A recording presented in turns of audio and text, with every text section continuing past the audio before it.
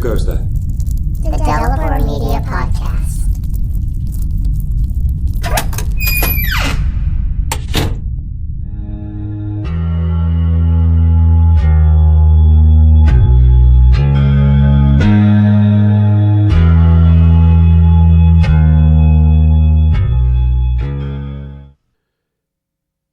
Hello, and welcome to the Delapore Media Podcast. I'm your host, Stephen Wall. Today's episode is going to cover one of those topics where it's best to set the table ahead of time and lay out what we intend to do and why we intend to do it. The topic I want to cover on this episode is the Lovecraft Circle's portrayal of race, ethnicity, and cultural group. This is a critically important topic where contemporary Lovecraftian TTRPGs and fiction are concerned. And it requires a great deal of nuance. Definitely more nuance than the original Lovecraft Circle applied to it, even though I'm going to point out a couple places where Lovecraft oddly actually gets it right, sort of a stop clock is right twice a day situation.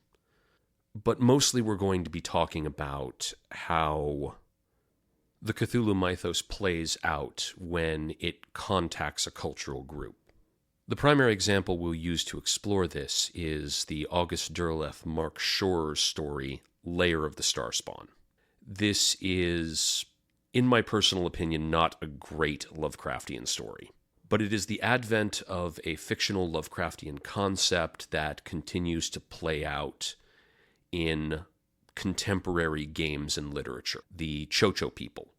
And so it's important to explore this particular concept from its roots and have a look at what was done with it in the beginning and maybe see how things have changed over time. So, heavy topic today. However, I am not without mercy. And so, in addition to this heavy topic, we are also going to explore some of the remarkable Lovecraftian poetry of Bryan Thao Worra. I had the opportunity to first encounter Bryan at Necronomicon 2022. He was the poet laureate there, and both his poems and his discussion of being a Southeast Asian author in the Lovecraftian publishing space had a deep impact on me. And so I want to present some of his work here. I want more people to be acquainted with it. He's already a very well-known poet, both in Lovecraftian circles and, I would say, also in wider poetic circles. But I think gamers can also benefit from having a look at his poetry. It is particularly unique, and I think it has a lot of potential insights that can contribute to the creative space of TTRPGs.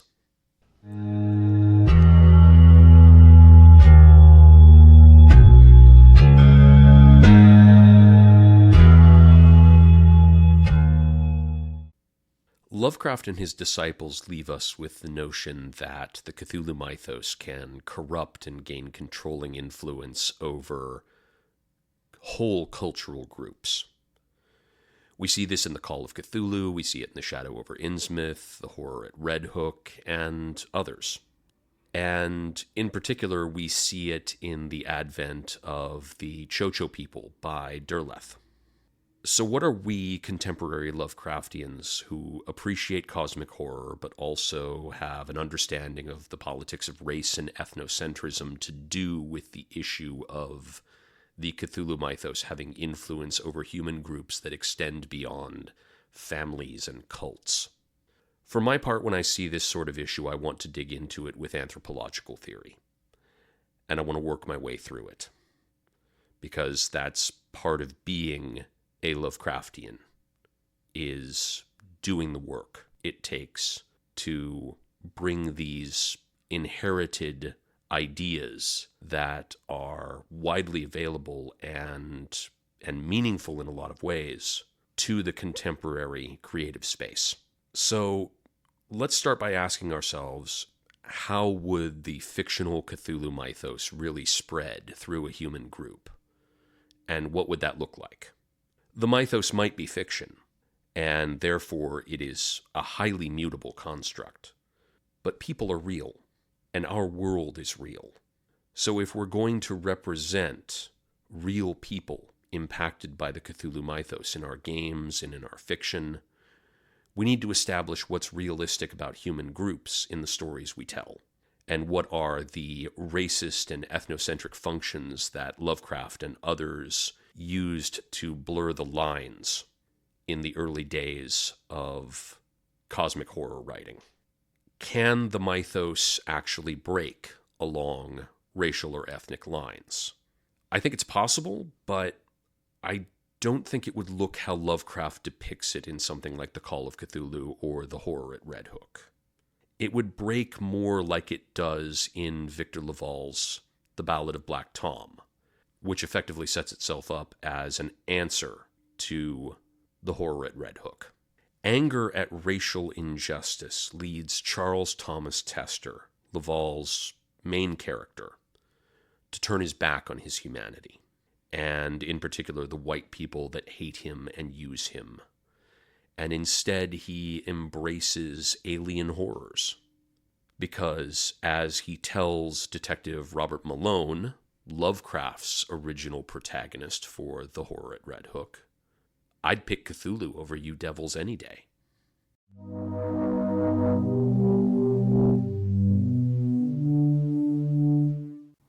Digging for Corpse Oil. Bryan Thao Worra. Demonstra. Lao American Art and Poetry, 2013. We know rabbits' feet aren't lucky for rabbits. The position on corpse oil seems vague for those beyond the realm of mortal cares. In certain lands, they're a treasure for rites most find too hideous to mention. Modern medicine considers it unsanitary, while soulless corporations have not yet found a monetary percentage to profit by, so it remains a cottage industry, dying off, dripping away little by little every day.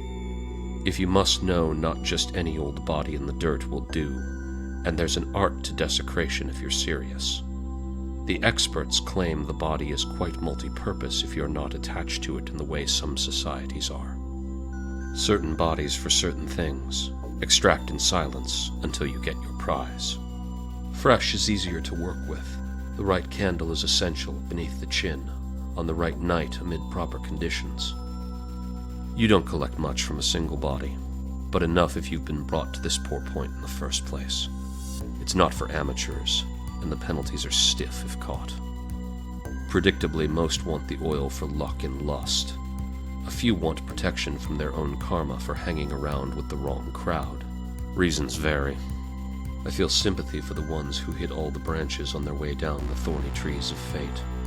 Poor, pregnant with their first baby, and murdered, now wandering the afterlife with a burnt chin, while carefree high rollers dig themselves deeper into drippy drama thanks to amulets made from those they think anonymous. Bless it all you want. Believe in blind judges. Behave as you will. Perhaps the body is a stairway more than a revolving door, where children might ask, what's monstrous in the world after all? Watching foreign refineries on the Mekong dig for liquid dinosaur bones, fueling fancy cars for finite lives, speeding to their next destination. It almost sounds like a scream.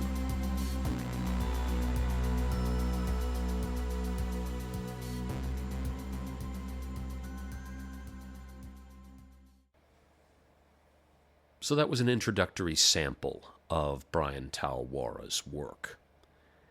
And I think it makes for a good starting point for a couple of reasons. The first and most practical is that corpse oil makes an appearance in a later poem I'm going to bring up and discuss. At the same time, I think the subject matter of this poem seats us in the proper place to discuss Lair of the Starspawn, the Tcho-Tcho people, and everything involved there, because corpse oil and its traditions are a very real thing. The gathering and use of corpse oil in amulets is something that people have and also potentially continue to practice Obviously, this isn't the sort of thing that you're able to openly discuss if you do act as a grave robber and gather corpse oil as part of funding your survival. So an anthropologist really isn't going to get insights on this practice from first-hand accounts. It'll more likely be second or third-hand accounts. It'll be more like folklore, where you hear about the practices of obtaining corpse oil. But it is still, again, a very real thing. And so what we need to keep in mind as we start to look at the Derleth story then is that there are real people with real traditions in Southeast Asia.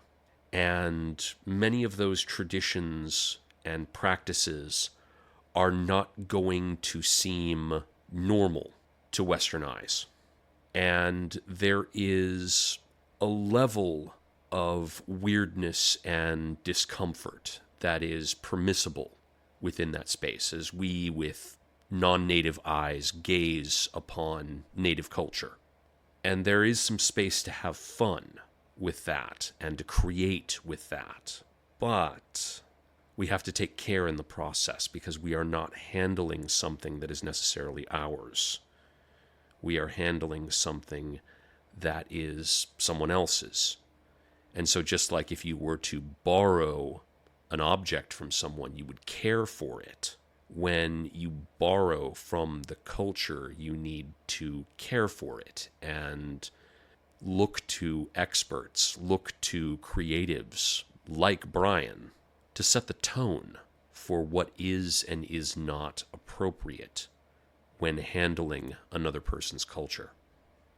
At the same time, the corpse oil example gives us a window into the phenomenon of, well, what I might generally term Eastern mysticism. This is, or maybe we could use Edward Said's idea here of Orientalism.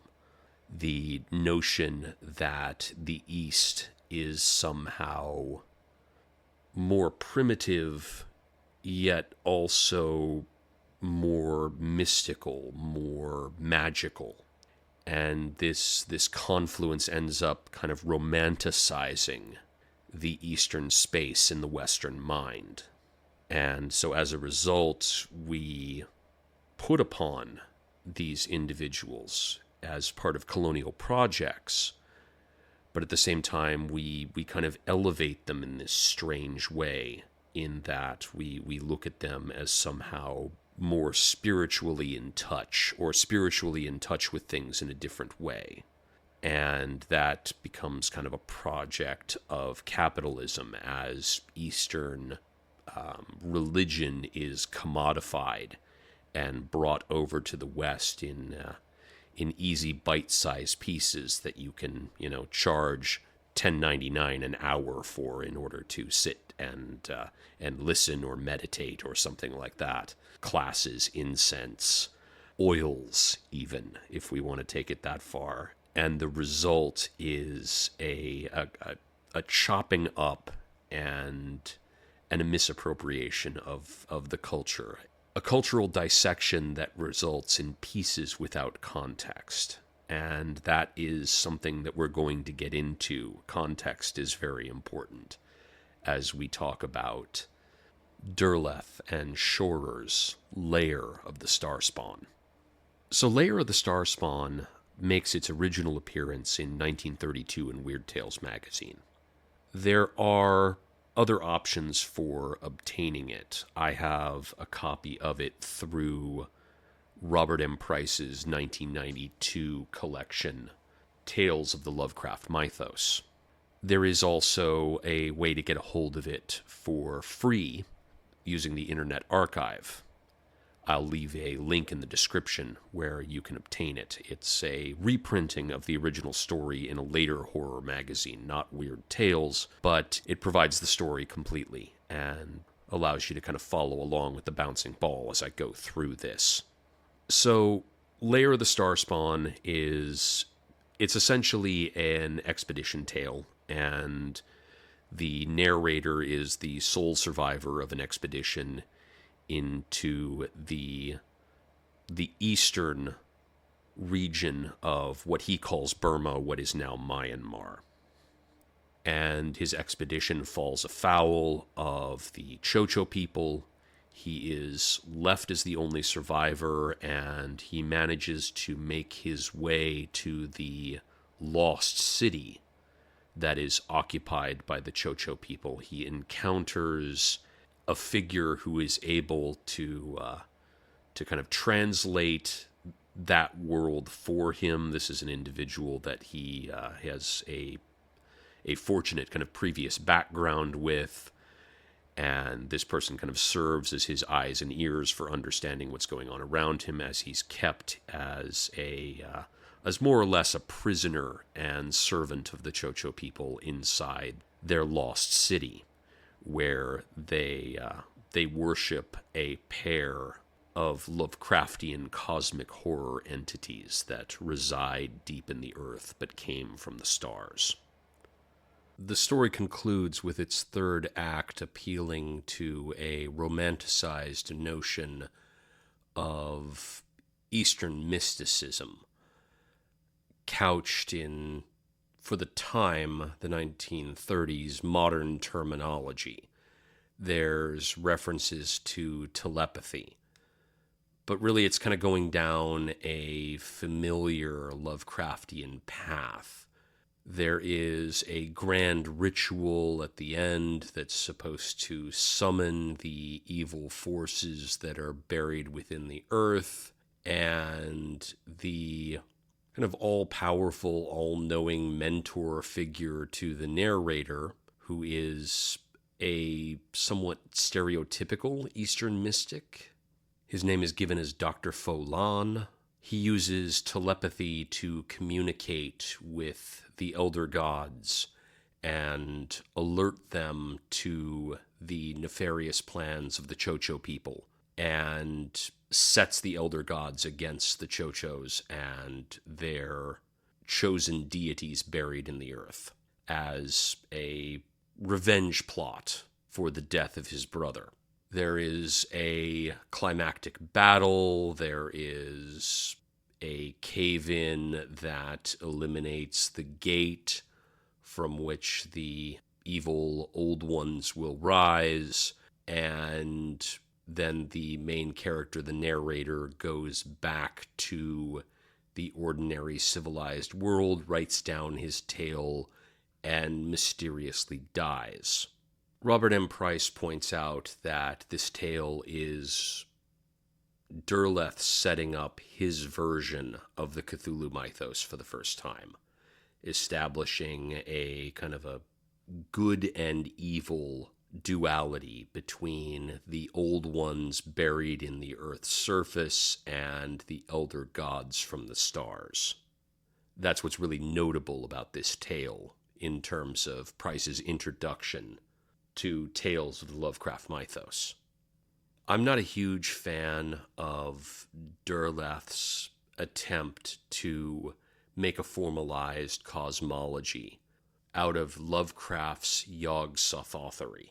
And I know a lot of other people kind of feel the same way. I prefer the ambiguity, the mixture of chaos between what are old ones, what are elder gods, what are outer gods. I like the ambiguity, and I'm never going to complain about the ambiguity. But, of course, Derleth was a very different animal when it came to that. That's not really what I want to discuss, though. I think that's better saved for another episode. What I want to say about this effort on Derleth's part is that he chose a remote nation to him that he knew very little about. He picked up bits and pieces, presumably some very simplified, maligning headhunter stories, and he used it as the groundwork for his great cosmological project.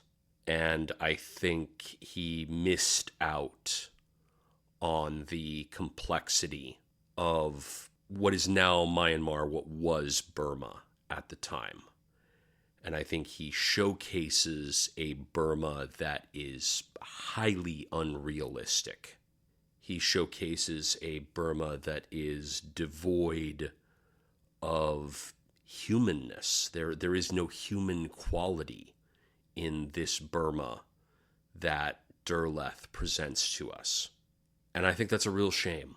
Honestly, I think the people living there at the time deserved better, and the people that are living there now definitely deserve better as well.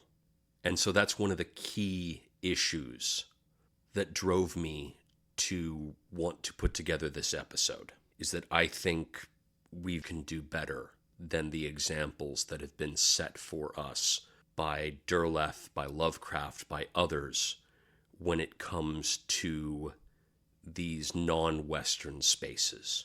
I think Western authors owe it to the people today, to the people of the past, to the people of tomorrow, to come up with something better, to apply realism, verisimilitude, actual work, where these cultures that have been part of colonial projects in the past and present are concerned. After reviewing the geographical information in the story, the best my limited research can gather is that the Tcho-Tcho are probably born of a collection of misunderstandings and intentionally nefarious rumors about the Wa people. This is a native ethnic group living in the Shan state of Myanmar, the heavily forested eastern part of the country. And up until the 1970s, they were known to maintain a cultural practice of headhunting. Now, that's about what I have on the Wa. There are articles that are available if you have access to something like JSTOR through a university, something like that. You may be able to obtain some additional information. There's also a couple of books out there that you might be able to get access to through a university library. However, what I want to do now is explore what we miss out on when we find cultural practices like headhunting and we resort to bigotry and rumor. There are a vast number of traditional cultural practices that make outsiders feel uncomfortable. And when you approach something like headhunting, body modification, animal sacrifice, or ritual cannibalism, you can react with kind of an ick feeling. And what that means is that you have encountered cultural information that is not intended for you. Just like some words don't directly translate from one language to another, there are cultural constructions and practices that do not translate. But instead of saying, huh, because we don't understand, we react with confusion, with disgust, even with horror at what we see. I'll give you an example, something a little more local, something from my personal life. Early on in my relationship with my wife, I went with her to a private home in a small town in central Newfoundland, where a piercer from Vancouver had come to do hook suspensions. Now, for those of you that don't know, a hook suspension basically means that you have two hooks placed in your back around where your shoulders meet your shoulder blades, and you are hoisted up on a solid beam and allowed to swing by these heavy gauge piercings in your back. As it happened, there was a house where this piercer had set up his rig. It had a particularly sizable beam running through the center of it that served as an anchor point, and he was able to do about a dozen of these suspensions, and my then girlfriend, now wife, took part in one of these suspensions. She had the heavy gauge hooks put into her back, and she was lifted a couple feet off the ground, and she swung back and forth freely. She described it as a deeply spiritual and almost kind of quasi-magical experience that transformed her perspective on her body, made her feel very different about who she was and what she was capable of. And I mean, for me, from my perspective, filming it all and experiencing it, I had a deeply different understanding of who she was as a person and how strong she was as a person. Now, I go back to my regular life after this. I go back to my then job at an insurance company. And I attempt, between phone calls with clients, to tell the guy sitting next to me what I did over the weekend.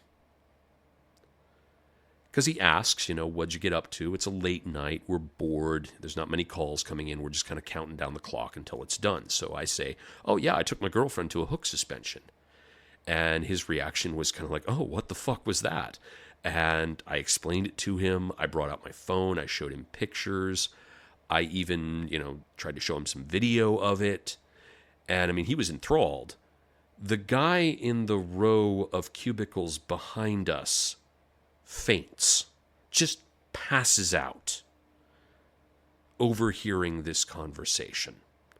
Like, we had to get him water, we had to take him to the kind of the quiet room where normally you go when a client is like screaming at you or is done screaming at you. And we had to fan him and get him, upright and all of that. And fortunately, he was fine. But what happened there was the guy behind us encountered information that was not intended for him. Culturally, he could not absorb it, so instead his body had a reaction to it. And that's sometimes what it's like to encounter these unfamiliar cultural traditions. But again, just because he passed out doesn't mean that it wasn't important to me and important to my then girlfriend. And so I can't translate what headhunting meant to the Wa when they practiced it. But there is another cultural group that practiced headhunting that I am more familiar with. And in fact, every anthropology student who took a course in the 1990s is familiar with. And that is the group at the heart of Renato Rosaldo's essay, Grief and a Headhunter's Rage.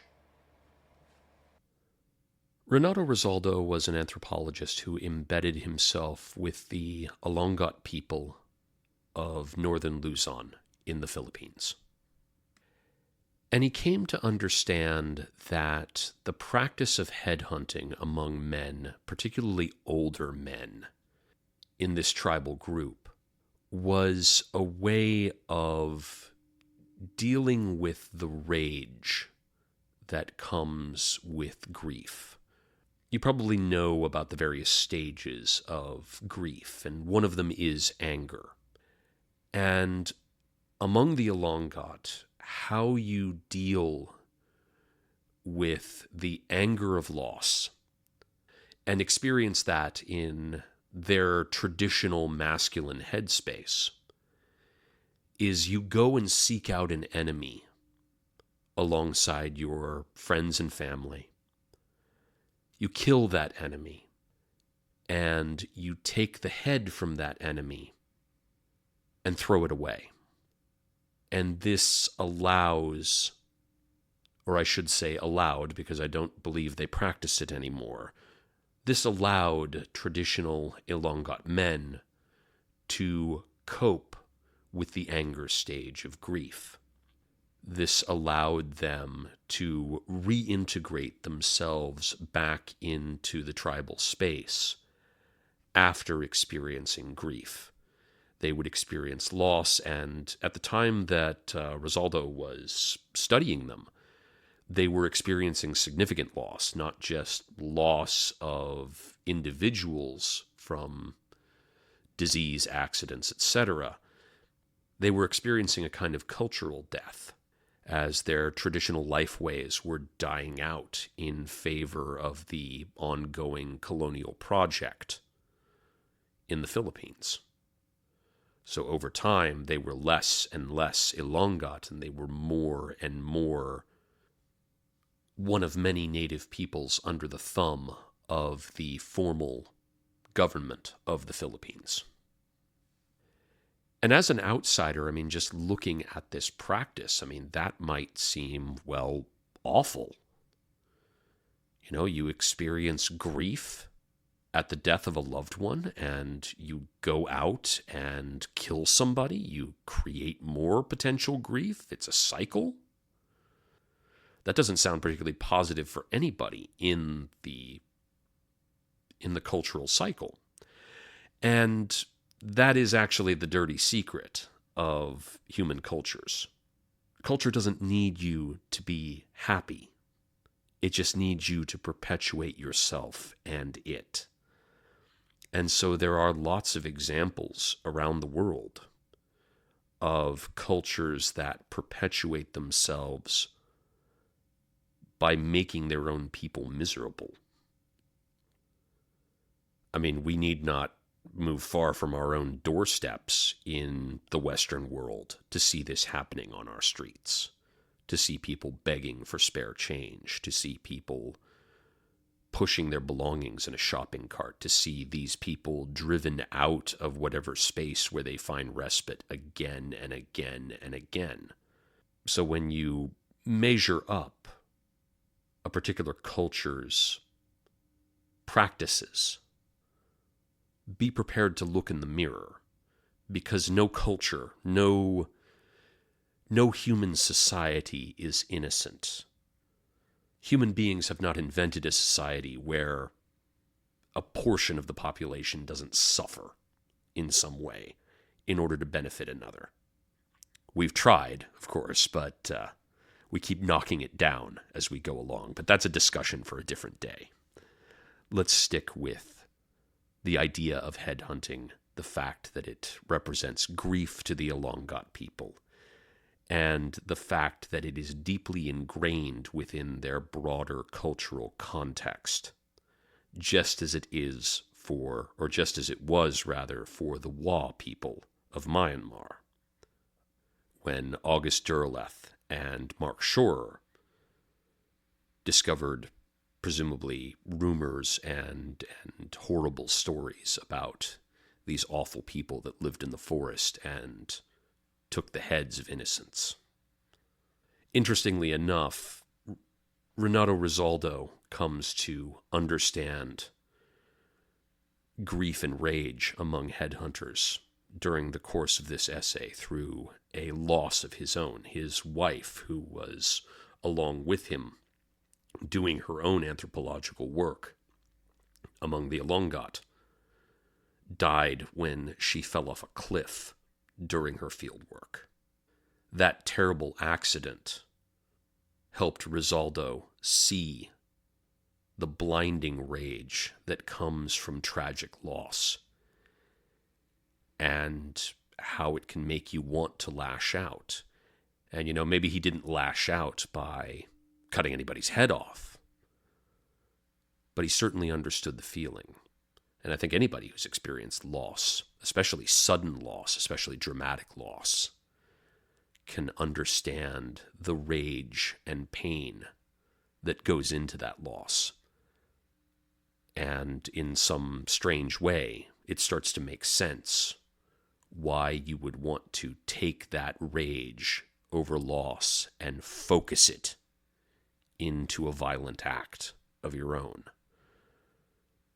I mean, as a teenage boy, I certainly had some experiences punching a couple of walls. So sometimes anger is so overwhelming, so jarring that you don't think straight. You don't think rationally.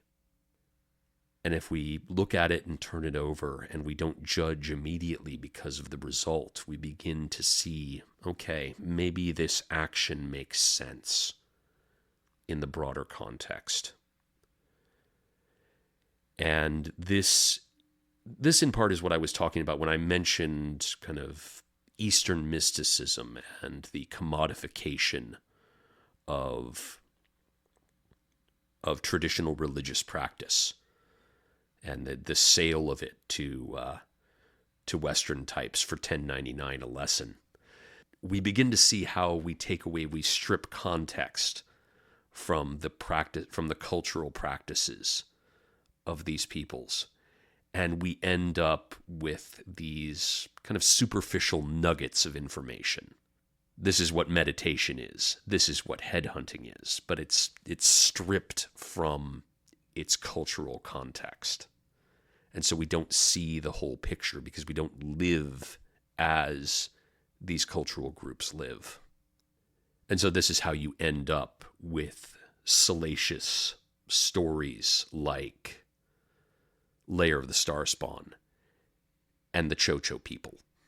And the question then becomes, okay, as contemporary Lovecraftians who can absorb context, who can see kind of salacious rumor and commodification around us, what are we to make of this situation? Because Derleth and Shore did not build the Tcho-Tcho out of a cultural context, an understanding of South Asian culture of any variety. They built it out of colonial rumor and ethnocentrism and racism.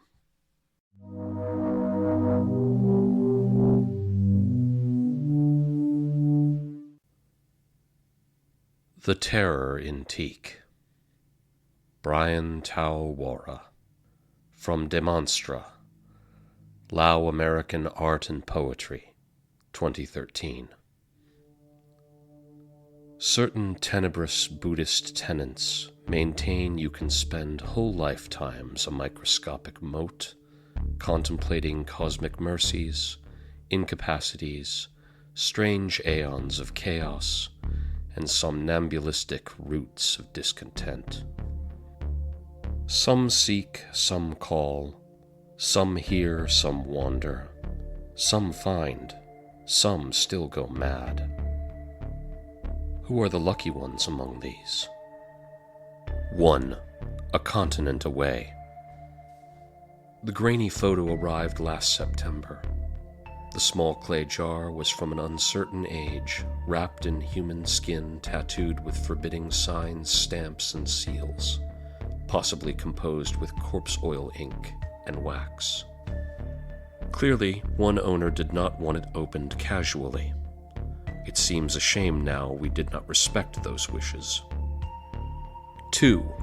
Dr. Bonlom's account. Laos is shrinking hard mountains and lush forest. Any other day there is a chance to discover one new species that is as likely to also be endangered. Sometimes someone stumbles on a vast new cave system full of fossils, living and otherwise. Dr. Bonlom did not begin an expert of the unknown. His name has been changed due to certain sensitivities. A friend requested his aid to appraise an odd parcel found in the wall of an old French villa razed for a new mall. His French was rusty, but he could discern enough. The contents were urgently collected from the countryside in the 1920s, following a frantic, cryptic cable flurry between a New Orleans inspector and his cousins stationed with the Legion at moss-bitten Fort Carnot in Hue Jai. Today, one cavern is overgrown, mercifully forgotten. But a century ago, like a Dead Sea Scroll, a trove brimming with repellent idols and rotting icons was uncovered with bare-bone fanfare and record. Besides the horrid jar, a repulsive carving in teak stood out, crude, but certain in its aged blasphemy. The twisted totem's fantasies were anatomically inept, artistically illiterate, Clear evidence of cultural inferiority, scoffed a scholar, transcribing an odd phrase at the base. Medical doctor. But before more could be done to advance nascent anthropology or comparative theology, chaos came, saw-toothed and rebellious. Sanguine intrigue bloomed, wine-hued fleur de mal. Reason slowed to a crawl, the color of night. The finds were secreted away, the last owners lost to moldering history. Only monkey-eyed chance returned them to humanity. Dr. Bonlom was tempted to burn most of it on sight, despite his training and his faultless attention to method. The rough translation of another note bordered on the sympathetic. They desired to be taken seriously. They believed their inhuman deity would arrive from beyond, eradicating their hated enemies, every last one of them from every corner of the earth. The faithful would be blessed and prosper, raising their crops and families freely. The blood of foes was the smallest of prices. What does one do with such superstitions? 3. Voyage among were-tigers. You find them in every hill and hummock, and in all fairness many city corners here. Someone convinced of colorful were-tigers, and primordial things even were-tigers fear. I arrived too late to aid Dr. Bonlom. An ambitious assistant of larcenous heart had looted the modest office thoroughly. Something discovered startled. The wretched jar fell to the hard floor, shattering like a brittle baby skull.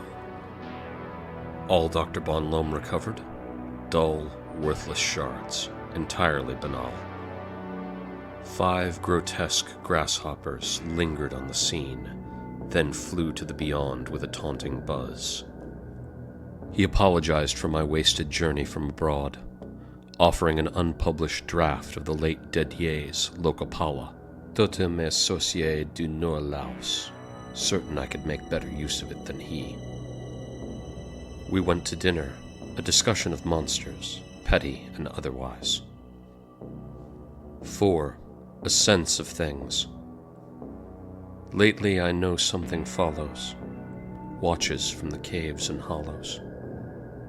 5. Named and nameless. Time is short. I share what I know, little as it may be, pretending it might help you soon. They have many masks, many faces, skinless souls. They know how to reveal themselves not a moment before they want. Some whisper nonsensically of Nyar or Nyanthep, of those beyond time, beyond order, sanity, or good and evil, beyond names. My own name is unimportant now, but I watch the smoke of progress rise, and my fear for our futures with it.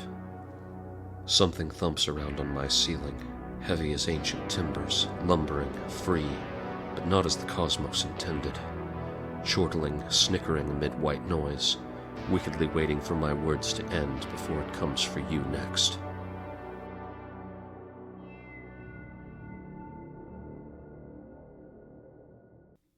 So I feel like the terror in Teak is Bryan Thao Worra answering the typical Lovecraftian story structure with a version of his own. This is him giving you his version of the Call of Cthulhu, his version of the Dunwich Horror, his version of the Shadow over Innsmouth. It's hitting all the beats, but it's hitting those beats in his particular poetic way. So maybe it's not so much of an answer or a response as it is a joining with the Lovecraftians of the past and the Lovecraftians of the future. Maybe a rite of passage. Maybe every Lovecraftian writer has to write something that mirrors Lovecraft's story structure, but takes things in their own direction. Kind of like every vineyard has to produce a Merlot. We could look at it that way. But I would definitely say that Bryan brings a uniqueness to the Lovecraftian story structure just by virtue of his use of language. That was one thing that was very interesting, and the opportunity I did get to speak with him and text with him a bit as well afterward, is that he never stops talking in kind of a poetic framework. There are constantly little poetic gems falling out of his mouth or into his text bar. It's like he can't help it. And that is pretty cool to just be around someone who is constantly producing art without even realizing it. But beyond the language, I think one thing that draws me in about the terror antique, one thing where I'm taken with it, and I'm kind of seeing Bryan plant some notes of resistance in terms of Lovecraftian racial and ethnic structures in previous stories, those early stories that Bryan kind of grew up on because he didn't have any other models to work with. When he attempted to produce his own versions of those stories, there was pushback in ways that were remarkably racist. So in this prose poem, there is a brief reference to the group or the cult that underlies kind of the terror antique and sort of this hidden trove of monstrous things that the characters get a hold of, and kind of it slowly degrades and destroys them. There's reference to the fact that the cult wants to be taken seriously. And I think that is an interesting construction. That is not a construction that you see in other Lovecraftian cults or examples of where the Cthulhu Mythos takes over a people. Not from Lovecraft, not from his circle. It's more akin to the Charles Thomas Tester type of character. I would definitely say that Black Tom, Victor Laval's Black Tom, wants to be taken seriously. And so I feel like in some small way, this is a reference to the Tcho-Tcho people kind of crying out to be taken seriously and to be seen not as the stereotype that they are, but as actual flesh and blood human beings. And I'll explain what I mean by this with a little story. This is an anecdote that Bryan Thao Worra presented at the 2022 Necronomicon, where I first saw him speak, and also something that I rehashed with him in a text conversation later on, pretty recently actually, when I asked if I could make use of his poems in my podcast, and he gave me that consent. We talked a little bit about some of the racism that he experienced trying to publish in Lovecraftian circles. And in particular, he tells a story of how he presents at one point a short story, or perhaps a poem. I don't recall the actual nature of the literary piece, but he presents it to a publisher, and the content of the piece that Bryan has created references the Hmong people. Now, the Hmong people are a particular tribal group, and they can be found in Laos and Cambodia, and many members of that group rendered assistance to the United States during the Vietnam War. And as a result, these people had to leave their homes. They had to relocate because, they had basically given aid and comfort to the enemy as far as the North Vietnamese were concerned. So many of them resettled in North America, in the United States. I happened to grow up in and around Visalia, California, where there was a small contingent of Hmong families who were relocated. and there were other places as well. And so Bryan kind of comes from this diaspora, although his story is very unique and different, I feel, and worth looking into on your own time, because he was a refugee who was taken in as an orphan and then went about rediscovering his ethnic heritage as he grew up. So Bryan tries to get this piece involving the Hmong people published through a Lovecraftian publisher, or through a publisher familiar with Lovecraftian fiction.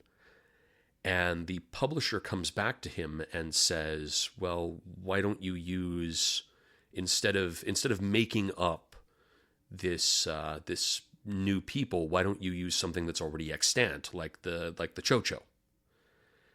And Bryan described just being floored by the fact that this publisher, in ignorance, had this incredible moment of racism, basically denying Bryan's existence as a person and denying his ethnic heritage, all because he just did not know. And I mean, Bryan describes that a lot of the racism that he faces is really just people who are ignorant, people who don't know, and not only do they not know, but they don't assume that they don't know. I think facing the world from a place of ignorance is not necessarily bad. I think if you acknowledge that I don't know everything and I will bump into things that I am not familiar with, I think that is a far better and more comfortable position than assuming that you know everything that you need to know and whatever is outside of your knowledge base doesn't exist. That is an incredibly arrogant and racist position to hold. And a lot of people hold that position without even trying, Americans especially. So I think the further we get away from that and the more we accept as Westerners our own ignorance about the wider world, and the fact that we can be, surprised. Oh, I didn't know that existed. Tell me about it. That's amazing. I think that's a much better place to sit than a place of assumption that you understand everything. I think you'll get way less uncomfortable surprises in your life that way. So yeah, I think this idea of the Lovecraftian cult wanting to be taken seriously and wanting to do away with their enemies so they could plant and farm and live their lives, rather than the Call of Cthulhu model of reveling and killing and finding new ways to revel and kill, I think that this is the people who are maligned by the creation of things like the Tcho-Tcho crying out for the rest of us to do better. Regarding the Tcho-Tcho, there's probably one more point that I think is really critical and I want to present to you. And for that, we need to move away from Southeast Asia and more into my neck of the woods, which at present and for the past 18 years has been St. John's, Newfoundland, as you might be able to hear from the foghorn repeating itself outside my window right now.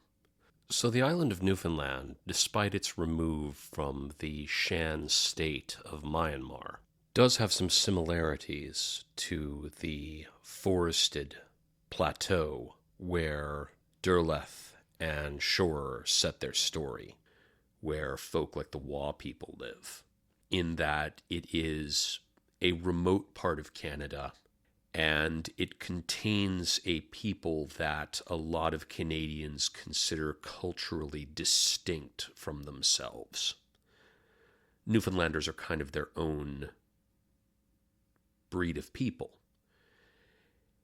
And that has less to do probably with the actual genetics of these people, which are largely English and Irish, and more to do with the political situation, because Newfoundland did not initially join Canada when Canada formed. Rather, Newfoundland maintained itself as a separate colony and eventually had a go of being its own country before falling into severe debt and accepting confederation with Canada following the Second World War. It's a place that not a lot of people know about if you're not from here, if it's not part of your immediate cultural context. I'll confess, growing up in California, I had to look this place up on a map when I came here just to know where I was going. And as a result, Newfoundland, its people, are often the butt of jokes in Canada. They are often the punchline. They are often put upon with cruelty. In some ways, you could even kind of say it's similar to the way that the Wa people became the sources of rumors and nasty stories. A lot of Newfoundlanders didn't really want to accept Confederation. It was a very slim vote. So when the Newfoundlanders showed up and became part of Canada, half of them didn't really want to be there. And Canada knew that.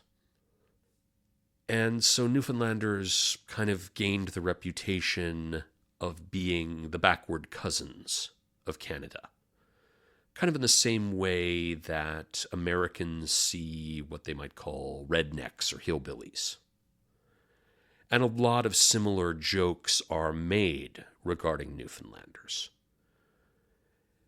And what I noticed being here, both just kind of being on the street and also because I was part of an academic program that had some focus on Newfoundland culture, and I actually took some courses on Newfoundland folklore, Newfoundlanders have absorbed this reputation, the backward cousin reputation, in a way that's kind of like absorbing trauma. And it gives me a new perspective maybe on, folks in the American South and how they might see their treatment. They laugh at it, but they laugh at it in a way that indicates, there might be pain under there. It's not just a joke that everybody gets along with. And Newfoundlanders have their own particular approach to dealing with this. And you might see it in kind of a similar way in other parts of the world where people are regarded as the backward cousins of a more sophisticated population at the center of society. When you get to Newfoundland and you ask somebody, well, where are the stupid people that represent Newfoundlanders in all the jokes and things like that? For the record, I'm specifically avoiding a certain term for Newfoundlanders that I don't think it's appropriate for me as an outsider to say. But you get to St. John's and you ask, well, where are the stupid Newfoundlanders? And people will say, well, that's not really us in St. John's. That's talking about people, what we call out around the bay. So people who live in more rural settings in Newfoundland are actually the butt of the jokes, according to the folk in St. John's. But then it's interesting because there's another layer to that. You go out around the bay and people will tell you, well, no, we're not the ones who are the butt of the jokes. It's actually these certain communities out around the bay that are very remote and isolated that are the butt of the jokes. And you'll go to those communities and, surprise, surprise, they will say, well, no, it's not us. It's these particular people that live on this particular street. And you go to the street and they'll say, well, it's actually these particular people from these particular families, and so on and so forth. There is always, even as there is an attempt to absorb the trauma of the backward cousin stereotype, there is an effort to push away and other it. And as human beings, we are constantly practicing that othering and distance. And so I think about that, and the reason that I bring that up is because I think that is more of a realistic pattern for how the Cthulhu Mythos might break across ethnic lines if you wanted to create a more realistic, a more natural feeling Tcho-Tcho people, for example. it wouldn't be so much that an entire culture or an entire tribal group is absorbed by the Cthulhu Mythos. Because the thing is, even as the Mythos is doing what the Mythos does, corrupting, tainting, etc., the human cultural practices are still occurring, and that othering and that spreading of rumor would still occur. So you might get people in cities saying, oh, well, those weird people, they're the ones who live out in the forest. And you might go to the forest and the people will say, well, no, it's just these people that live in a particular part of the forest that are kind of weird. And you might go to that place and people will say, no, it's not actually us. It's this particular group that live under this particular, or on this particular hillside. And so on and so forth, until you actually see the source of the mythos taint, perhaps, because, of course, fictional story, all of that, it's not necessarily rumor.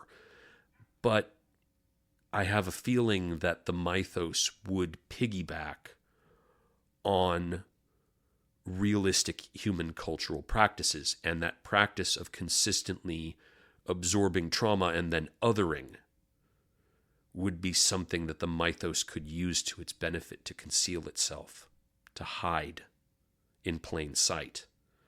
Horrible rumors about a whole cultural group that has gone wrong, that has become tainted and corrupted, really just comes down to maybe a few individuals, and the rest is just racism and othering and people doing what they do.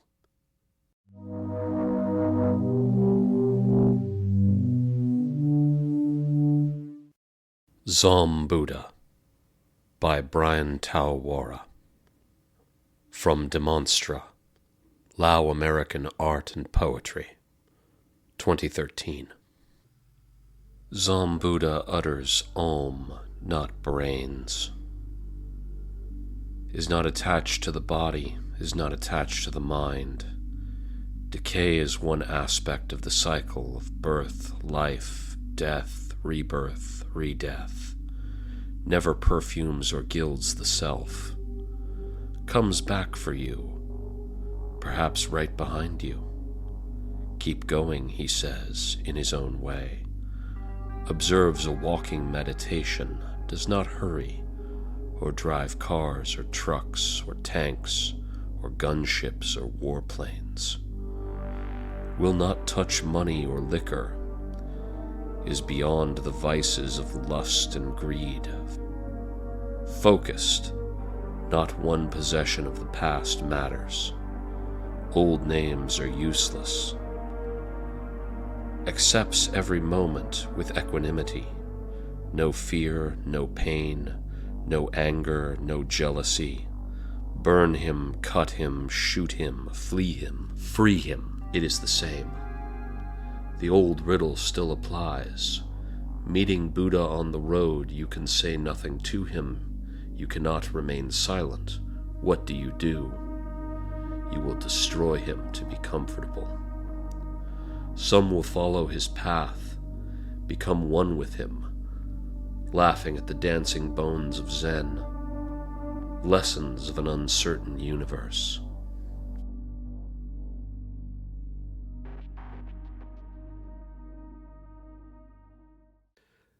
I wanted to include Buddha in this episode for a couple of different reasons. The first is kind of personal and rather selfish. I just think it's funny. As far as I'm concerned, you can hardly go wrong thumbing your nose at traditional religion as an artist. I will 9 times out of 10 and probably more, I will embrace that perspective. I think that organized religion just needs to be taken down a peg, and I think that's one way where I really respond to Lovecraft as a person, and I embrace the Lovecraftian in that I embrace the atheism of it.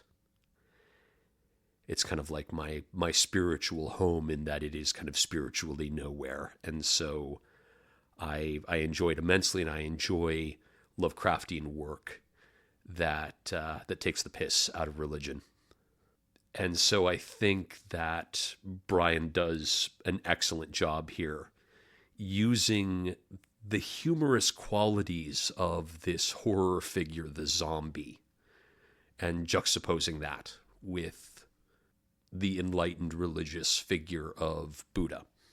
I sort of picture the zombie in this poem as kind of the bumbling, stumbling, slow zombie. The zombie without any kind of brain capacity, just kind of a body and a will to drive it on rotting bones and muscles. And of course, as it's chasing you, as it's potentially a fearful specter behind you, it's also bumping into trees and tripping over itself, and generally making a mess of things, even as it is incredibly dangerous. And so I love that image. Another reason I wanted to include this poem is because I think it demonstrates some cultural complexities in East Asia and Southeast Asia that a lot of Westerners don't see every day. Westerners, if you ask them, are probably going to be familiar with the complexities and the sparring that occurs between branches of Protestantism and Catholicism, and the evangelical type thing that goes on as well with the Christian church. But not a lot of Westerners are actively exposed to the fact that Buddhism historically kind of interrupted what was going on in a lot of smaller East Asian and Southeast Asian cultures as it spread across that part of the world. And there were various ways of handling its rise and its prominence, from incorporation to rejection, that play into the cultural relationships and politics across this region of the world. I mean, to this day, the fact that Buddhism spread has shaped and changed places like eastern Myanmar, where Lair of the Starspawn is set. But of course, we don't really see that in Lair of the Starspawn. Instead, we get this very simplistic, very ignorant portrayal of the Tcho-Tcho people and their strange religious practices. This portrayal that makes them seem alien to our Western eyes. Now, over time, there have been efforts to kind of correct that. Bryan Thao Worra was even involved in some of those efforts to try and fill in the backstory of the Tcho-Tcho people. He spoke to me briefly about his time at Innsmouth Free Press and how he kind of lobbed darts at the more directly racist publishers of Lovecraftian material. Quoting from our discussion over text, Bryan says, "I always get torn because I think there's such a continuum of people who get attracted to the weird and participating in the industry at a professional and semi-professional level. Some are pretty overt bigots who love writing in the vein of the 20th century Sax Rohmer types, and I can't stand them. Some are weird little shut-ins who would be aghast when they see they treated others so horribly. A lot of racism seeps in like background radiation. I know I got sideswiped a few times myself." It's in conversations like this that I start thinking about Steven Tyler. Not the guy from Aerosmith, the anthropologist Steven Tyler. His article, Postmodern Ethnography from Document of the Occult to Occult Document, was part of a transformative edited work called Writing Culture, edited by James Clifford and George Marcus. In his particular article, he focused on the notion that when you write about a culture, you may be your reader's only point of view on that culture. You have the magical ability to form and shape that culture in your reader's mind, because your reader may never get out into the field and see what you've seen. So as a result, you have a heavy responsibility to depict that culture honestly and thoroughly, and bring nuance and detail into your writing. Because that may be the only way your reader ever knows that culture and those people ever exist in your reader's mind. He compared it to the way that medieval monks and medieval society used to think about writing, and how writing was originally called grammare, and it was a type of magic. Because you are literally summoning and creating these people for your reader. And that is a burden that you need to do work to support. Human cultural groups are complex. They are detailed. They have differing points of view. They are not uniform. They are not monoliths. And when you treat them as singular entities, you end up doing a disservice to those people who are living real lives, often who are struggling to live real lives. Because a lot of the cultures that we would discuss in this sort of situation would be cultures who are on the back foot in the modern day. Now, it's interesting because if we turn to Lovecraft, he actually kind of gets it right in a couple of places. I'll just give you a couple of quick examples where Lovecraft kind of brings an A game culturally in terms of seeing cultural groups as diverse. The first is in the Dunwich Horror, and it has to do with the introduction of the character, although he's very briefly there, Zechariah Whately. Zechariah is referred to as a member of the undecayed branch of the Whately family. He's not involved with the same sort of things that Wizard Whately and Lavinia and their offspring are. And so we see that there is diversity of opinion and point of view, even in a family that is understood to be menacing and evil like the Whateleys.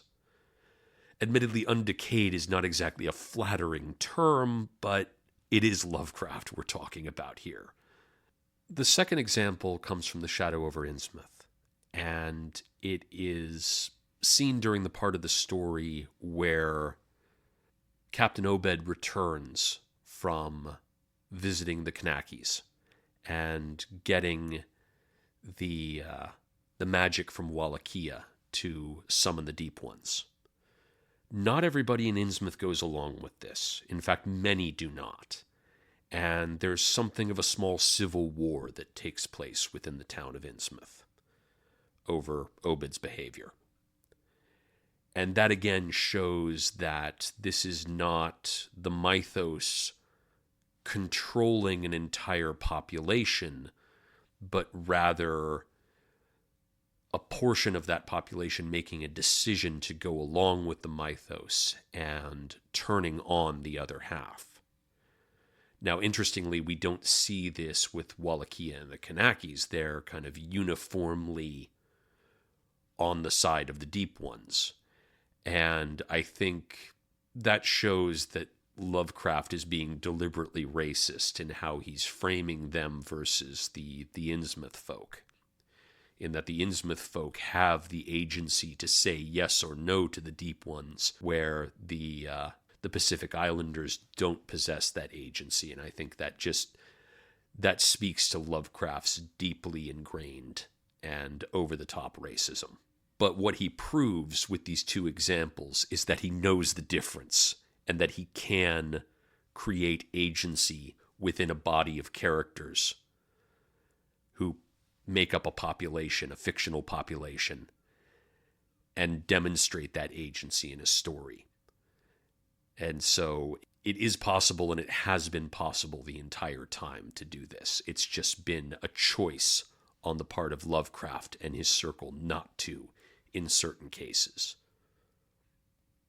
And so what it means to do the work as a contemporary Lovecraftian in this case is to see that the racism of Lovecraft and his inner circle was not something that was of its time, but rather a particular choice that these authors made, and that we, answering them back, are intentionally not making in our creative works, in our TTRPGs, in our fiction.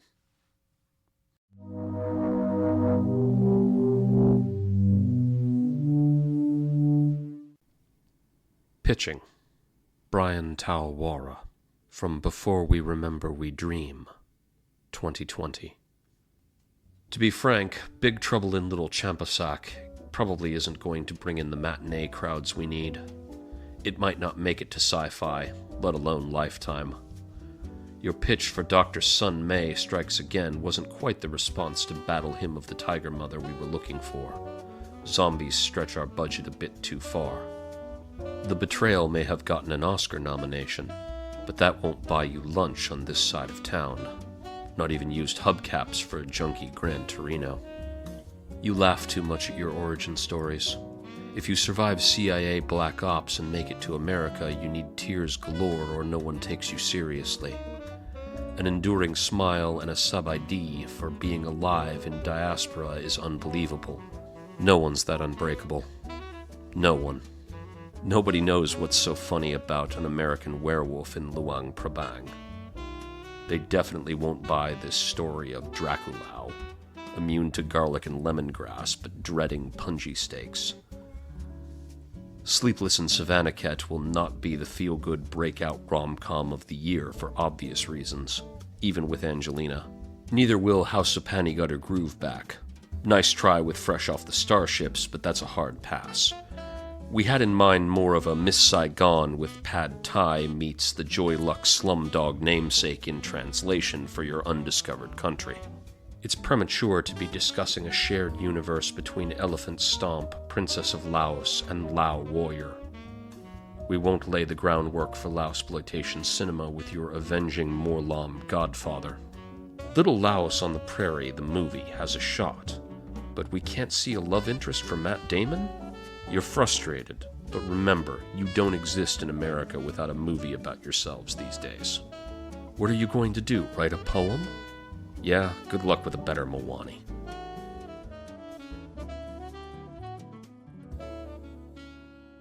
I decided to include this poem as a way of illustrating Bryan Thao Worra's work outside the scope of Lovecraftian literature and cosmic horror. Bryan is a very gifted poet who covers a wide variety of topics, and looking beyond the Lovecraftian, you can find discussions of race and ethnicity, of politics, of place and identity, of human emotions like sensuality, and so much more. The amazing thing about poetry is just how much space it can cover and how much you can do with just the right words spaced in the right places. And so I wanted to give you a sense of that. And I also wanted to do it with a poem where I felt I could be the voice comfortably in this, because this is very much a poem of Bryan having the experience of being rejected, of having not just his work rejected, but having his sense of self rejected. And whereas a lot of the more personal poems that he writes are in his voice, this one seemed to be coming from a voice outside, and so I felt comfortable being that voice for this purpose. This is my effort to say thank you to Bryan Thao Worra for allowing me to utilize his work in this podcast and to perform some of it and to express some of my ideas and hopefully express appropriately some of his ideas. And as we kind of move toward our conclusion here, I just want to end with one final thought. And this is something that Bryan specifically expressed to me when we were discussing me using his work in this podcast, and how I wanted to talk about issues of racism in Lovecraftian and cosmic horror fiction, both the genre itself and the publication network that surrounds the genre. One thing that Bryan asks that Western authors consider before they write a story or before they create something in a TTRPG space that involves fictional constructs like the Tcho-Tcho people. He wants us to ask the question, why is it essential to the story?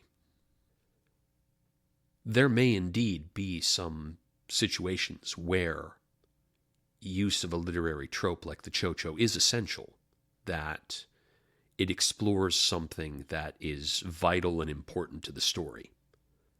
But there may also be cases where people use these literary tropes and they don't necessarily need to. And so what Bryan asks is that we take a moment to consider that. And I certainly think that it is worthwhile to pause in the creative process and ask yourself, why is this essential to the story?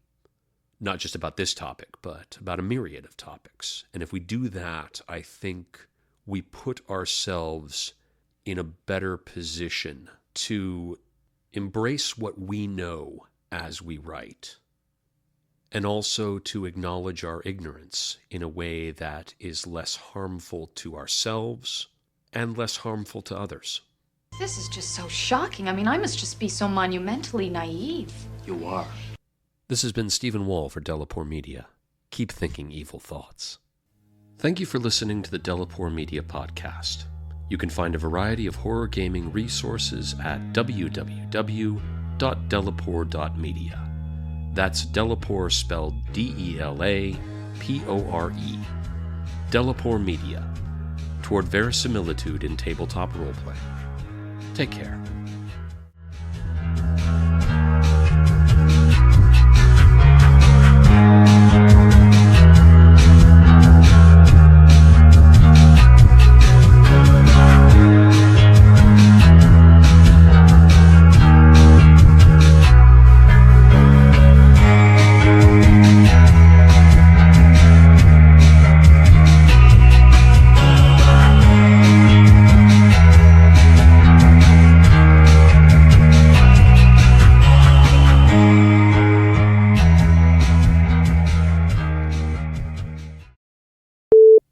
This podcast is a production of the Delapore Media sole proprietorship. Its contents may not be used for AI training.